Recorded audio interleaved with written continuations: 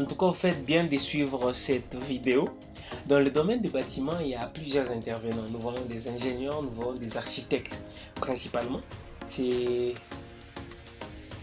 vous présente ici un plan conçu par un architecte. L'architecte conçoit le plan et le donne à un ingénieur structure pour le dimensionner. Ok? Avant de dimensionner un ouvrage, il faut très bien analyser les points singuliers. Je vais attirer l'attention des ingénieurs sur des points singuliers. L'architecte vise très souvent le bon fonctionnement et l'élégance, la beauté de l'ouvrage, tandis que l'ingénieur lui voit le coût et la stabilité et les coûts de l'ouvrage. Prenons juste deux aspects, l'aspect beauté et l'aspect stabilité. Ok, je vais attirer l'attention des ingénieurs sur les points singuliers dans les bâtiments. Qu'est-ce que j'appelle points singuliers? Ce sont des zones dans lesquelles les éléments, les matériaux comme acier ou béton souffrent, permettez le terme. Donc, les matériaux acier et béton supportent de grandes contraintes. Ok? Et quand vous avez affaire à ce type d'éléments, il y a des dispositions constructives qu'il faudrait prendre en compte. Voyons ça sur ces modèles. Nous allons déjà à ces niveaux. Ici, nous voyons une baie en angle. Ok, cette fenêtre ici en angle. Du coup, elle nous amène un porte-à-faux parce que la fenêtre ici n'aura pas de poteaux dans le coin. Ok, nous aurons deux poutres, cette poutre et cette autre poutre. Les deux poutres seront en porte-à-faux. Ok, je peux mesurer la distance. J'ai 3,80 m de portée.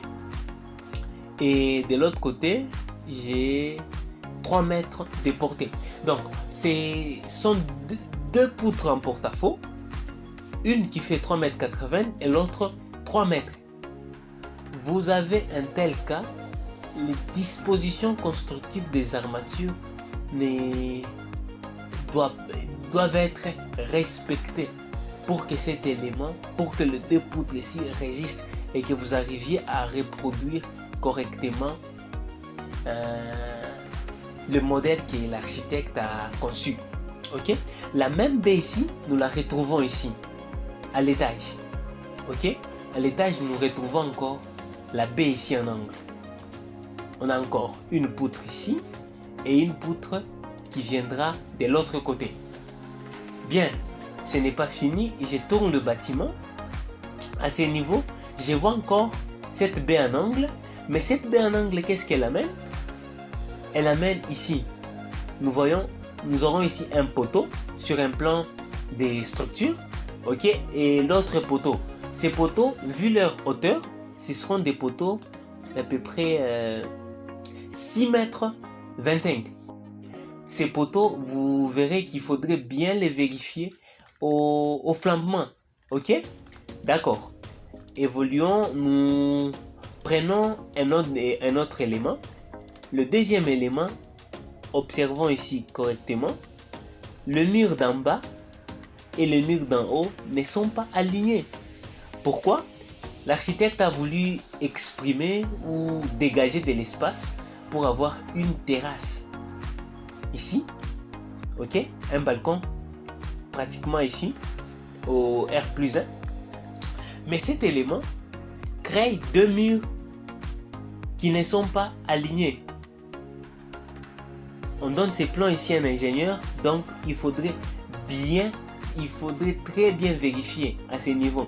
Parce que nous avons un point singulier, nous avons des murs qui ne sont pas alignés. Et non seulement ça, nous voyons un porte-à-faux encore, une baie en angle qui nous amène ces porte-à-faux. Ce n'est pas fini. Au-dessus, nous voyons cette dalle ici, qu'on appelle auvent. Cette dalle, mesurons, elle fait 1,75 m, 1,75 m, ok, de largeur et en longueur 5,50 m. Ok, c'est une dalle qui a des portées importantes prenons son épaisseur, nous avons une dalle de 40 cm d'épaisseur.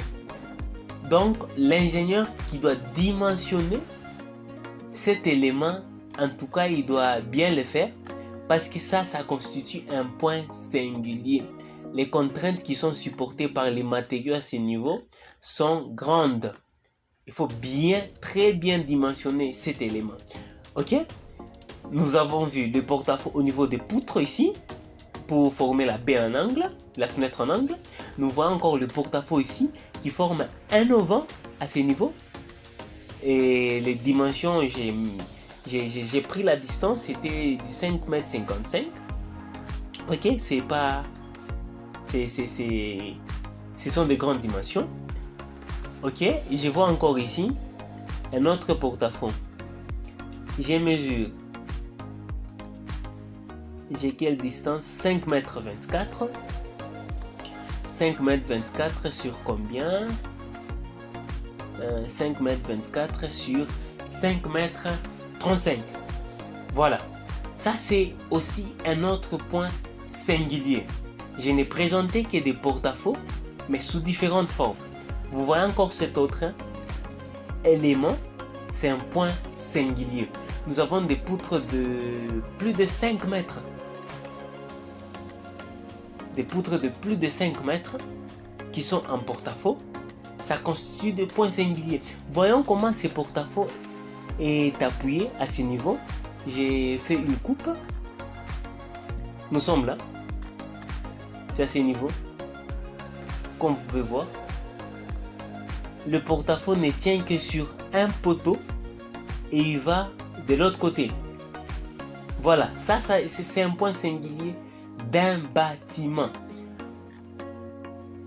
Donc, si vous avez des points singuliers, la chose à faire, il y a des principes à suivre pour disposer des points porteurs et des principes à suivre au moment de l'exécution pour disposer les armatures.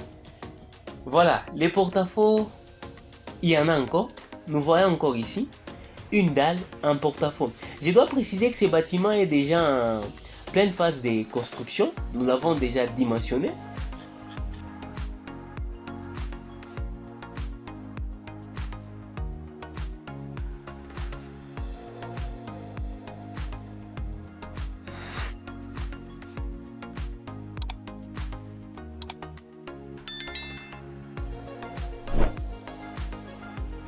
Ici, je voulais juste attirer l'attention des ingénieurs sur le point singulier.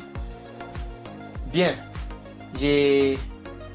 dans cette vidéo, je m'arrête par là. Bien, si vous avez déjà rencontré d'autres points singuliers, n'hésitez pas à nous les partager et comment vous avez résolu un tel cas. Je présenterai d'autres points singuliers dans la prochaine vidéo. À très bientôt. Merci.